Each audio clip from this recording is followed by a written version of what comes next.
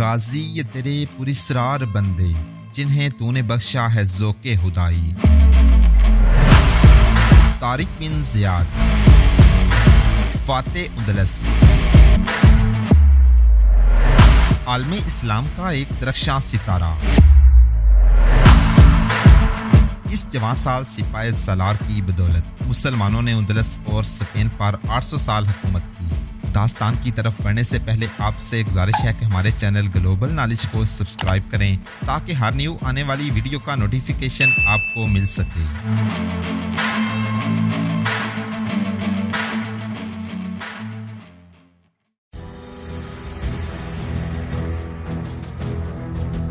राडरक की फौज सारी रात दरिया पार करती रही। सुबह तलू हुई तो दरिया के साथ साथ फैले हुए वसीओ अरीज मैदान में राडरक की 1 लाख फौज लड़ाई के लिए तैयार खड़ी थी। इस मुकाम का नाम मैदनिया सईदाना था। मारूफ मोर्रख लैनपोर लिखता है कि तारक बिन ज़ियाद घोड़े पर सवार अपनी सिपाह के सामने आया और बड़ी ही बुलंद और गरजदार आवाज में बोलने लगा, इस्लाम के मुजाहिदों, तुम्हारे आगे दुश्मन है और पीछे समुंदर है। तुम्हारे लिए भागने का कोई रास्ता नहीं। तुम्हारे सामने सिर्फ एक रास्ता है, शुजात और फतह का। दुश्मन की तादाद से न डरो, डरो इस शिकस्त से जो तुम्हें बेवकार कर देगी। यही यूरोपी मौरख लिखता है कि मुसलमानों की फौज ने कड़कती बिजलियों की तरह नारे लगाए, हम तुम्हारे साथ हैं तारक, हम तुम्हारे साथ हैं। उंदलस की फौज की तरफ से ऐलान हुआ, तुम जो कोई भी हो वापस चले जाओ। शहनशाह उंदलस, जिसकी शहनशाही एक समुंदर से दूसरे समुंदर तक फैली हुई है और जिसकी तलवार के डर से सारा यूरोप लरसता है, तुम पर ये करम करता है कि यहीं से वापस चले जाओ तो शहनशाह की तलवार नियाम में रहेगी, अगर नहीं तो अपना अंजाम सोच लो। तारक बिन ज़ियाद को बताया गया कि उधर से क्या ऐलान हुआ है। तारक ने इसका जवाब बताकर कहा कि इनकी जुबान में ये ऐलान किया जाए। ऐलान के जवाब के लिए ओपास घोड़े पर सवार आगे बढ़ा। उसने बुलंद आवाज में कहा, शहनशाह उंदलस को तारक बिन ज़ियाद का सलाम पहुँचे। शहनशाह मुअज़्ज़म, हम वापस नहीं जा सकते। हमने अपने जहाज भी जला डाले हैं और कश्तियाँ भी। हम शहनशाह के इस करम का शुक्रिया अदा करते हैं कि इसने हमारे लिए दरिया पर कश्तियों का पुल बना दिया है। हम अल्लाह के हुक्म से आए हैं, उंदलस के शहनशाह के हुक्म से वापस नहीं जाएंगे। उधर से अब बर्बर जुबान में ऐलान हुआ। ऐलान करने वाला कोई जर्नैल था, शहनशाह राडरक के मुकाबले में आओगे तो अल्लाह तुम्हारी कोई मदद नहीं कर सकेगा। तुम कज़ाकों का गिरोह हो, हम तुम्हें आखिरी बार। बर्बरों की तरफ से 3 कमानों से तीर निकले और तीनों इस जर्नैल के सीने में उतर गए। वो अपने घोड़े पर दोहरा हुआ फिर एक तरफ को लड़क कर घोड़े से नीचे जा पड़ा। 2 उंदलसी घोड़सवार घोड़े दौड़ाते हुए आए और अपने मरते हुए जर्नैल को उसी के घोड़े पर डालकर ले गए। राडरक अपनी फौज के आगे नहीं था, इसका परचम पीछे नजर आ रहा था। वो अपने सफेद घोड़े पर सवार था। इसे जब इतला मिली कि मुसलमानों ने इसके फलां जर्नैल को मार डाला है तो इसने हमले का हुक्म दे दिया। फनो हरबो ज़रब का वो उस्ताद था और जारहाना क़ियादत में वो शोहरत रखता था। उसने लड़ाई का जो प्लान बनाया था वो उसके जर्नैलों ने असबर कर रखा था। 2-2, 3-3 दस्तों से हमला किया जाएगा। उसने अपने जर्नैलों से कहा था, एक ही बार हजूम की तरह हमला करोगे तो तुम्हारे घोड़े तीरों से जख्मी होकर अपने ही प्यादों को कुचलते फिरेंगे। हजूम की सूरत में अपने सिपाहियों को लड़ने और पैंतरे बदलने के लिए खुली और काफी जगह नहीं मिलेगी। हर हमला कम दस्तों से और ताज़ा दम दस्तों से होगा। दुश्मन की तादाद थोड़ी है, इसे मुसलसल लड़ाते रहो। लड़ाई एक ही दिन में खत्म नहीं करनी, इसे लंबा खींचना है ताकि दुश्मन हमारी तलवारों से कटता रहे और नडाल होकर बगैर कटे गिर पड़े। जम कर कहीं भी नहीं लड़ना। तारक बिन ज़ियाद ने अपने तमाम छोटे बड़े कमांडरों को ज़हन नशीन कराया था, ज़रब लगाओ और भागो, भागो बिखर कर ताकि तुम्हारे ताक़ुब में आने वाला दुश्मन भी बिखर जाए। दुश्मन को अपने पीछे पहाड़ों के अंदर लाओ, इसे तीर अंदाज संभाल लेंगे। तारक का प्लान मोबाइल लड़ाई का था। इतनी बड़ी फौज के मुकाबले में जमकर वो लड़ ही नहीं सकता था, लेकिन मोबाइल लड़ाई कोई आसान तरीका जंग नहीं था। ये कोई बड़ा ही काबिल जर्नैल लड़ा सकता है।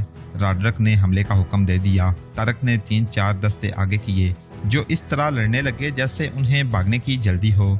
वो इस तरह आहिस्ता आहिस्ता पीछे हट रहे थे कि उंदलसी कुछ समझ ही ना सके। मुसलमान एक पहाड़ी के दामन में आकर दाएं बाएं हो गए। और पहाड़ी की ढलान से उंदलसियों पर तीरों और बर्छियों का मींह बरस पड़ा।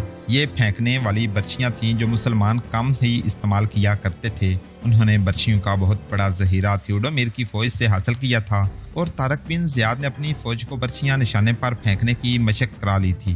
तारक के जो दस्ते दाएं बाएं हो गए थे वो दाएं और बाएं जाकर इकट्ठे हो गए।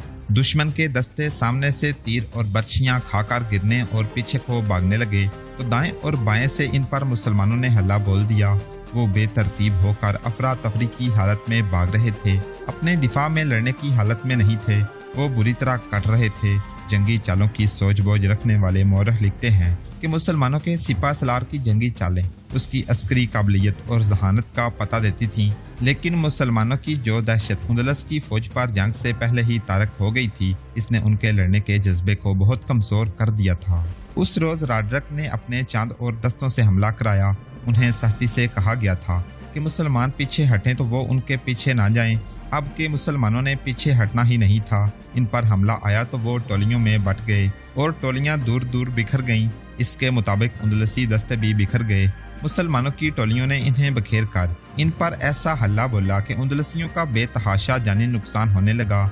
मुसलमान घूम फिर कर और भागने के अंदाज से लड़ रहे थे। फिर अचानक ऐसे हुआ कि मुसलमान इकट्ठे हो गए और नीम दायरे की शक्ल में होकर राड्रक के इन दस्तों को घेर लिया। वो अंदर की तरफ दुबकते गए और वो ऐसी बुरी पोजीशन में आ गए कि इनके लिए तलवारें घुमाने और ऊपर उठाकर वार करने की जगह ही ना रही। मुसलमान जो बर्बर थे उन्हें काटते ही चले जा रहे थे। सूरज गरूब हो गया। मैदान में राड्रक की फौज की लाशों के अंबार लग गए थे और ये अंबार राड्रक की फौज को डरा रहे थे। निसफ शब का अमल होगा। राड्रक की फौज गहरी नींद सोई हुई थी। संतरी आहिस्ता आहिस्ता घूम फिर रहे थे। अचानक एक संतरी की गर्दन पीछे से किसी के बाजू के शिकंजे में आ गई। फिर उसके दिल में एक खंजर उतर गया। ऐसे ही दो और संतरियों के साथ भी जो एक दूसरे से दूर दूर थे यही सलूक हुआ। इस तरफ अब कोई रुकावट न रही। फौज बगैर हैमों के थी। इस तरफ फौज के घोड़े बंधे हुए थे और इनके सवार इनके करीब सोए हुए थे। संतरी मारे गए तो 6 आदमी बर्बर मुसलमान थे। दबे पांव घोड़ों के करीब गए और उनकी रस्सियां काटनी शुरू कर दी। तकरीबन 150 घोड़ों की पीठ पर बैठकर गर्दन में एक एक बार इतनी जोर से हंजर मारे कि आधे हंजर घोड़े के जिस्म में चले गए। घोड़े तकलीफ से हनहनाकर भाग उठे। तारक बिन ज़ियाद के ये जांबाज मुजाहिदीन दूसरे घोड़ों को भी हंजर मारते गए। घोड़े हनहनाते बुदकते और भागते गए। इनके सवार पहले ही 6 घोड़ों की आवाज पर जाग उठे थे, लेकिन जख्म खाकर भागने वाले घोड़ों की तादाद तेजी से बढ़ती गई और घोड़े जमीन पर सोए हुए सवारों को रौंदते जा रहे थे। वहां तो दूर दूर तक सवार और सिपाही सोए हुए थे। मुंह जोर और बेलगाम घोड़ों ने न जाने कितने आदमी अपने कदमों तले कुचल डाले। उन्हें पकड़ना नामुमकिन नहीं था।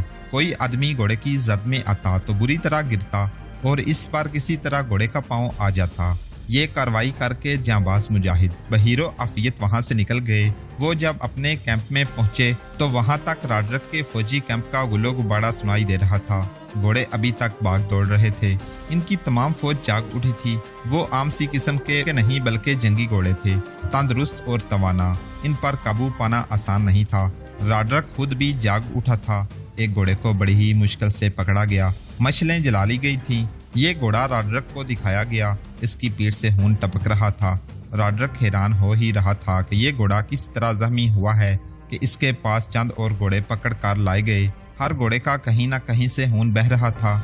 ये दुश्मन का शबो खून है, राड्रक ने कहा। घोड़ों पर जो संतरी थे उन्हें मार दिया गया है। एक घोड़े के पीछे बांध कर घोड़े दौड़ा दो। इनकी खालें उतर जाएं तो इन्हें दरिया में फेंक दो। संतरियों की तलाशी शुरू हुई। बहुत देर बाद तीनों की लाशें मिली।